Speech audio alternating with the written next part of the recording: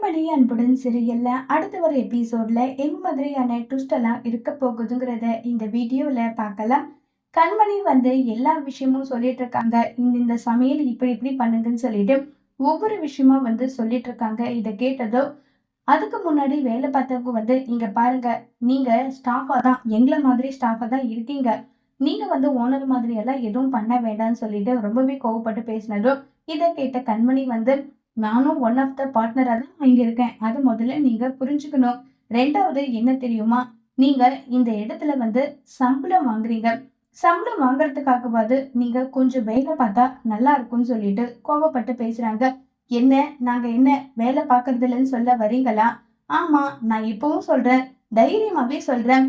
நீங்க வாங்குற சம்பளத்துக்கு வேலை பார்க்கறதா உங்களுக்கு தோணுதான்னு சொல்லிட்டு கேக்குறாங்க. ஆமா, எனக்கு தோணுதே. நான் வேலை பார்க்குற அளவுக்கு தான் நான் சம்பளம் வாங்குறேன். சரி சொல்லுங்க, அப்படி என்ன வேலை பார்க்குறீங்க சொல்லுங்கன்னு சொல்லிட்டு கண்மணி கேட்க, உடனே அது வந்துன்னு சொல்லிட்டு இருக்காங்க.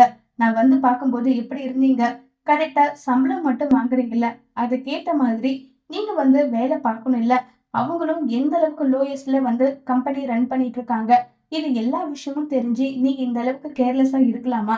சொல்லுங்கன்னு சொல்லிட்டு கேக்குறாங்க. தேன்மொழி கண்மணி இவங்க கிட்ட எல்லாம் என்ன கேட்டாலும் ஒரு ரெஸ்பான்ஸும் வராது.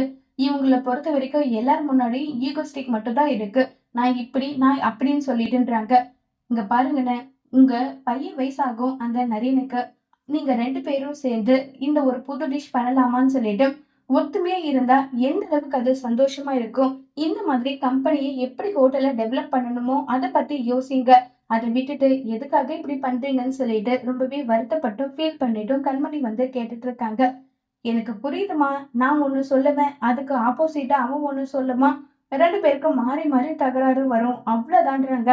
இங்க பாருங்கண்ணே, இது நம்ம கம்பெனி மனசுல நினைச்சு ஒரு விஷயத்த செஞ்சா அதுக்கப்புறம் பிரச்சனைன்றது ஒண்ணு வரவே வராது. அது முதல்ல நீங்க புரிஞ்சுக்கோங்கன்னு சொல்லிட்டு கண்மணி எக்ஸ்பிளனேஷன் கொடுத்ததும், இனி பாருமா, இதை என்னுடைய ஓட்டலா நினைச்சு நான் கண்டிப்பா என்னால முடிஞ்ச பெஸ்ட் நான் செய்வேன்னு சொல்லிட்டு எல்லாருமே ரொம்பவே விறுவிறுப்பா வேலை பார்த்துட்டு இருக்காங்க. இந்த மாதிரி ஒண்ணு சேர்ந்து இதுல உப்பு இதுல புளி இதெல்லாம் போட்டா இது ஒரு டிஷ் ஆகும்னு சொல்லிட்டு மாறி மாறி எல்லாரும் செஞ்சுட்டு இருக்காங்க. கூட்டமும் கொஞ்சம் கொஞ்சமா இம்ப்ரூவ்மெண்ட் ஆகுது. இதை பார்த்த ஜீவாவுக்கு ரொம்பவே சந்தோஷமா இருக்கு. நேரா கண்மணி கிட்ட போயிட்டு, கண்மணி, உனக்கு எப்படி நன்றி சொல்றதுனே எனக்கு தெரியல. ரொம்பவே எனக்கு சந்தோஷமா இருக்கு. என் அப்பாவுடைய கனவு எது தெரியுமா? இதை இன்னும் அடுத்த லெவலுக்கு கொண்டு போகணும் இந்த ஹோட்டல்ன்றதுதான். என்னால முயற்சி பண்ணி பார்த்தேன். அதுக்கான அறிவு என்கிட்ட இல்லாதனால, அதுக்கான கெப்பாசிட்டி என்கிட்ட இல்லாதனால என்னால எதுவுமே செய்ய முடியல. ஆனா இப்போ இதை நினைச்சு எனக்கு ரொம்பவே பெருமையா இருக்கு. நீ வந்தது நேரம் இந்த கம்பெனி நல்லாவே டெவலப்மெண்ட் ஆகுதுன்னு சொல்லி ரொம்பவே சந்தோஷப்படுறாங்க. ஜீவா கண்மணி, இந்த மந்தோட இன்கம் இதுல உனக்கு 50%, எனக்கு 50% சொல்லிட்டு கிட்டத்தட்ட 5 லட்ச ரூபாய் பணத்தை எடுத்துட்டு கொடுக்குறாங்க ஜீவா. ஐயோ ஜீவா, 5 லட்ச ரூபாய் பணம் எனக்கா, எதுக்குன்னு சொல்லி கேக்குறாங்க. இங்க பாரு, நான் 5 லட்சம் எடுத்துக்கிட்டேன், நீ 5 லட்சம் எடுத்துக்கிட்ட. ஏன்னா நம்ம 2 பேருமே பார்ட்னர்ஷிப் தானே. எல்லா செலவும் போக முதல் மாசமே நமக்கு 10 லட்ச ரூபாய் வந்திருக்கு. இது ரொம்ப பெரிய அச்சீவ்மெண்ட் தான். இதை இன்னும் டெவலப்மெண்ட் பண்ணா என் கடன் எல்லாம் அடிச்சுட்டு கண்டிப்பா கோல்ட்ல நல்ல டெவலப்மெண்ட் கொண்டு வந்துடுவேன். கண்டிப்பா ரொம்பவே சந்தோஷம்னு சொல்லிட்டு இருக்காங்க. இப்ப நம்ம கண்மணி தேன்மொழிக்கு 1 லட்சம் ரூபாய் கொடுக்குறாங்க. என்ன கண்மணி, எனக்கு போய் 1 லட்சம் கொடுக்குற? எனக்கு மிஞ்சி போனா 5000மோ 10,000மோ இதுதான் என் சம்பளம்ன்றாங்க. இங்க பார், நீ என் கூட சேர்ந்து எந்த அளவுக்கு ஹார்ட் ஒர்க் பண்ணிருக்க. ஹார்ட் ஒர்க் பண்றதுக்கு ஏத்த ஊதியம் கண்டிப்பா கொடுக்கணும் இல்ல. இத உன் அம்மாவுக்கு அனுப்புன்னு சொல்லிட்டு எல்லாம் இருக்காங்க. ரொம்பவே சந்தோஷமா தேன்மொழியும் கண்மணியும் ரொம்பவே ஹாப்பியா போறாங்க.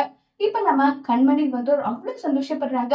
இவ்வளவு பணத்தை என்னுடைய உழைப்பால நான் பார்த்ததே கிடையாது, அவ்வளவு சந்தோஷமா இருக்குன்னு சொல்லிட்டு பணத்தை எடுத்துட்டு போயிட்டு நேரா காவேரி கிட்டையும் அவங்க சித்தி கிட்டையும் கொடுத்து சந்தோஷப்படுறாங்க.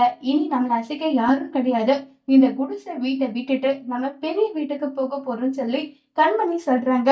கண்மணி மெதுவா வளர்ந்துட்டே வராங்க. அன்பும் அதே இடத்துலயே தான் இருக்காங்க. அன்பும் கண்மணியும் ஒண்ணு சேர்ந்து இன்னும் அதிக டெவலப்மெண்ட் பண்ணுவாங்களா, இல்ல அன்புவை விட்டு கண்மணி பிரிஞ்சிருக்கிறது தான் எனக்கு நல்லதுன்னு சொல்லி முடிவு எடுத்து அன்புவை விட்டு கண்மணி பிரிஞ்சிருக்க போறாங்களா? சிவகாமி என்ன மாதிரியான முடிவு எடுக்க போறாங்க? அன்பு கண்மணியை சேர்த்து வைக்க மறுபடியும் என்ன திட்டம் போட போறாங்க? அந்த திட்டம் ஒர்க் அவுட் ஆகி மறுபடியும் அன்பு கண்மணி 2 பேருமே இப்ப வீட்டுக்கு போக போறாங்களா? அதை பார்த்த வெண்ணிலா என்ன செய்ய போறாங்க? திரும்பவும் அன்பு கண்மணியை பிரிக்க வெண்ணிலா என்ன பிளான் பண்ண போறாங்கங்கிறத வரப்போற எபிசோட்ல வெயிட் பண்ணி பார்க்கலாம். தேங்க்யூ.